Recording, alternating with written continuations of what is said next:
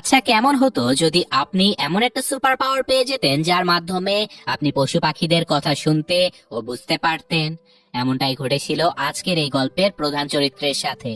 তো চলুন বেশি কথা না বাড়িয়ে মজাদার এই গল্পটা শুরু করা যাক। গল্পের শুরুতে আমরা কিছু বাচ্চাদেরকে দেখতে পাই যারা এই বছর 5th গ্রেডে উঠেছে, আর এটা ছিল তাদের প্রাইমারি স্কুলের লাস্ট ইয়ার। আজকে ছিল তাদের প্রথম ক্লাস এবং তাদের ক্লাস নেবার জন্য চলে এসেছিল teacher miss Selina. Miss Selina তাদের সেখানে পরিচয় করিয়ে দেয় মুভির প্রধান দুই চরিত্র, লিও নামের একটা গিরগিটি এবং স্কোয়ার্টেল নামের একটা কচ্ছপের সাথে। বাচ্চারা এই প্রাণী দুটোর প্রতি কোনো ইন্টারেস্টই দেখায় না। মিস সেলিনা তাদেরকে জানায় যে এই বছর যে ক্লাস প্রথম হবে তারা হলিডেতে ঘুরতে যাবে ম্যাজিক ল্যান্ড নামের একটা পার্কে। এটা শুনে বাচ্চারা অনেক খুশি হয়ে যায়। আর এদিকে রাত হলে গার্ডিয়ান মিটিং এ সকল বাবা মায়েরা চলে আসে। সেখানে তাদেরকে জানানো হয় যে মিস সেলিনা মা হতে চলেছে, তাই মিস সেলিনার জায়গায় নতুন একজন সাবস্টিটিউট টিচার চলে আসবে। সেখানে দুজন ব্যক্তি লিও এবং স্কোয়ার্টেলকে দেখতে পায়। একজন বলে যে এই লিজার্ডটা দেখতে অনেক বয়স্ক, আসলে এদের নাম টুয়াটারা। এরা অনেক বছর বেঁচে থাকে, কমপক্ষে 75 বছর তো বেঁচেই যায়। এটা শুনে লিও নামের সেই গিরগিটিটা বলতে থাকে যে তাহলে আজকে জানতে পারলাম আমি 75 বছর বাঁচবো। হঠাৎ করে তার মনে পড়ে যায় যে তার বয়স কত। সে স্মরণ করতে থাকে যে সে কত সালে জন্ম নিয়েছে। লিওর মনে পড়ে যায় যে 1949 সালে সে এখানে এসেছিল। এখন সে জানতে চাচ্ছিল যে 1949 সাল থেকে 2023 সাল পর্যন্ত তার বয়স কত হয়েছে। এটা শুনে স্কোয়াডেল তাকে বলে যে এটা নিশ্চয় যোগ করলেই জানা যাবে, এটা তো ক্লাস 2তে শেখানো হয়। আমরা তো শুধু ভাগ পারি, আমরা তো যোগ করতে পারি না। লিও বলে যে তাহলে এর জন্য ক্লাস 2 এর অ্যানিমেলদের সাথে তাদের দেখা করতে হবে। স্কোয়াডেল বলে যে অসম্ভব, কারণ এটা শুধুমাত্র ফায়ার অ্যালার্ম বাজলেই সম্ভব।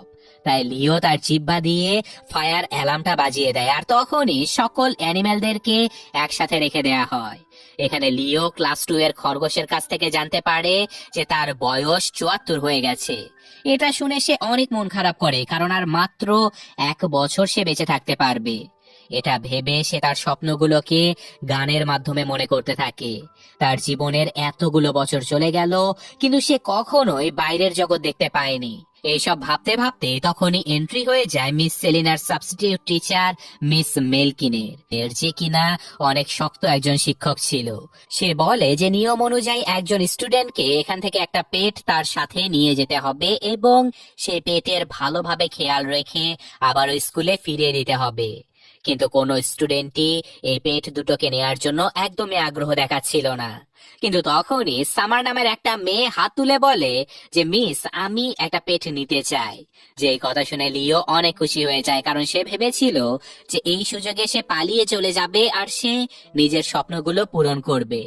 ছুটি হবার পরে সামার লিওকে নিয়ে তার বাড়িতে চলে যায়, যেখানে লিও সেই ঘরের জানালা খোলা দেখতে পেয়ে পালানোর চেষ্টা করে। কিন্তু সে এত ধীরে ধীরে আসছিল যে দিন পেরিয়ে রাত হয়ে যায়। তখন সামার লিওকে খাবার দেবার জন্য চলে আসে। সে ঘরের ভেতরে এসে লিওকে দেখতে না পেয়ে তাকে চারদিকে হন্য হয়ে খুঁজতে থাকে, আর তখনই তার হাত লেগে লিও নিচে পড়ে যায়। লিও চিৎকার করে ওঠে, যেটা আবার সামার শুনে ফেলে।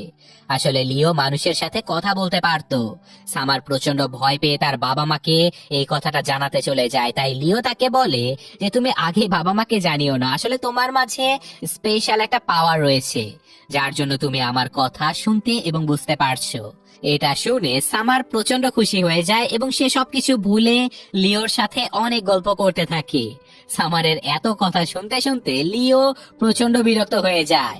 তাই সে হাত দিয়ে সামারের মুখ বন্ধ করে তাকে বলতে থাকে যে তুমি অন্যদেরকেও তো কথা বলার একটু সুযোগ দিলেও পারো, তাহলে সেও তোমার সাথে কথা বললে মজা পাবে, আর এতে করে তারাও তোমাকে পছন্দ করবে এবং তোমার বন্ধু হয়ে যাবে।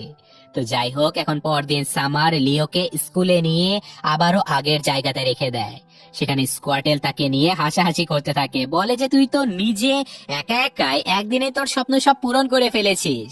লিও স্কোয়াটেলের কথায় কোনোই কান দেয় না, কারণ সে আজকে অনেক খুশি ছিল। আর অন্যদিকে মিস মেলকিন বাচ্চাদের অনেক বড় বড় বই পড়ার জন্য দিয়ে দেয়, যার জন্য বাচ্চারা মিস মেলকিনের উপরে প্রচন্ড রেগে যায়। আর তখনই সামার সবার সাথে ভালোভাবে কথা বলে তাদেরকেও কথা বলার সুযোগ দেয়। আর এই জন্য সবাই সামারকে অনেক পছন্দ করতে শুরু করে দেয়। এখন পরদিন মিস মিল্কিন আবারও কাউকে একটা পেটের দায়িত্ব নিতে বলছিল, আর তখনই সামার আবারও লিওকে নেবার জন্য হাত তুলে ফেলে।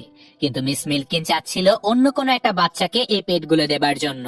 তখনই অন্য একটা ছেলে লিওকে নেবার জন্য হাত তুলে ফেলে, যার সাথে আবার সব সময় একটা ড্রোন থাকতো।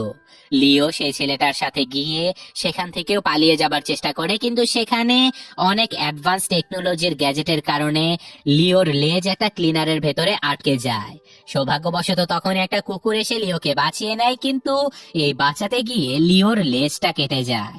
লিও কুকুরটাকে ধন্যবাদ জানাচ্ছিল, আর তখনই ওই ছেলেটা চলে আসে যে কিনা লিওকে তার বাড়িতে এনেছিল। আর এখানে তাদের কথা শুনে ছেলেটা প্রচন্ড অবাক হয়ে যায়। লিও আবারও সামারের মতো তাকে বোকা বানিয়ে বলে যে তুমি অনেক স্পেশাল, তাই তুমি আমার কথা শুনতে পাও। এটা শুনে সে ছেলেটাও প্রচন্ড খুশি হয়ে যায়। আসলে লিও নিজে মানুষের মতো কথা বলতে পারতো, অন্য কারো কোনো সুপার পাওয়ার লাগতো না তার কথা শোনার জন্য। ওই ছেলেটার সাথে লিও এখন অনেক গল্প শুরু করে দেয়। লিও জানতে পারে যে ছেলেটি ড্রোনের জন্য অন্য কারোর সাথে খেলতেও যেতে পারে না, কেউ তার বন্ধু হয় না। তাই লিও তাকে বুদ্ধি দেয় যে তোমার যেহেতু বন্ধু হচ্ছেই না, তাহলে তুমি তোমার মনের কথাগুলো চিঠির মাধ্যমে লিখে তোমার ড্রোনকে জানিয়ে দাও, সে হয়তো তোমার মনের কথাটা বুঝতে পারে। লিওর কথা মতো ছেলেটা একটা চিঠি লিখে ড্রোনের কাছে রেখে দেয়।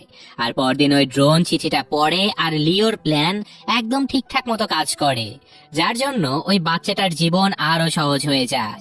পরদিন সেই বাচ্চাটা খুশি খুশি লিওকে স্কুলে তার আগের জায়গাতে রেখে দেয়। আজকেও মিস মিল্কিন নতুন কাউকে লিওর দায়িত্ব নিতে বলে, আর আজকে অনেক ধনী একটা মেয়ে লিওকে তার বাসায় নিয়ে চলে যায়। লিও ওই মেয়েটির সাথে নিজে থেকে কথা বলতে থাকে, কারণ সে এখন বাচ্চাদের সাথে কথা বলে অনেক মজা পাচ্ছিল। লিও ওই মেয়েটিকেও বলে যে তুমি অনেক স্পেশাল, তোমার ভেতরে স্পেশাল একটা পাওয়ার রয়েছে যার কারণে তুমি আমার কথা শুনতে পাও। এটা শুনে ওই মেয়েটাও প্রচন্ড খুশি হয়ে যায়।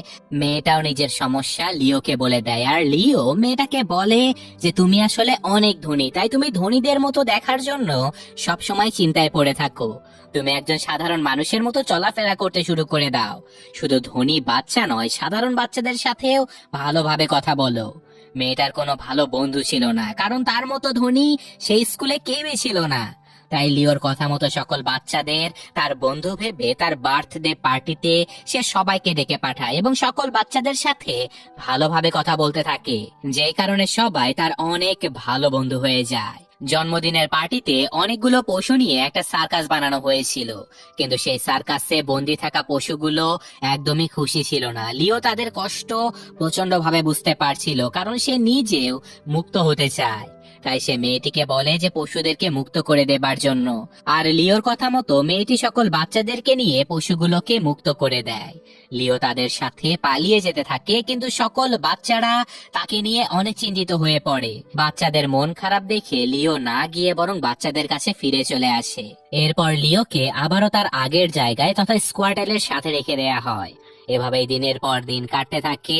একজন একজন করে সকল বাচ্চা লিওকে নিয়ে চলে যায় এবং লিও তাদের সমস্যার সমাধানও করে দেয়। একদিন ক্লাস শেষ হওয়ার পরে কয়েকটি বাচ্চা লিওকে ভালো ভালো খাবার দিয়ে যায়। ধনী মেয়েটা লিওকে একটা ফোন দেয় তার সাথে কথা বলার জন্য। তখন স্কোয়াটেল বুঝে যায় যে লিও বাচ্চাদের সাথে কথা বলতে পারে। লিও স্কোয়াটেলকে বলে যে আমার জীবনের শেষ সময়ে আমার জ্ঞান দিয়ে বাচ্চাদের আমি শুধু একটু সাহায্য করতে চাই। লিও কিভাবে কিভাবে বাচ্চাদের সাহায্য করেছে সেই সব গল্প সে স্কোয়াটেলের সাথে করতে থাকে।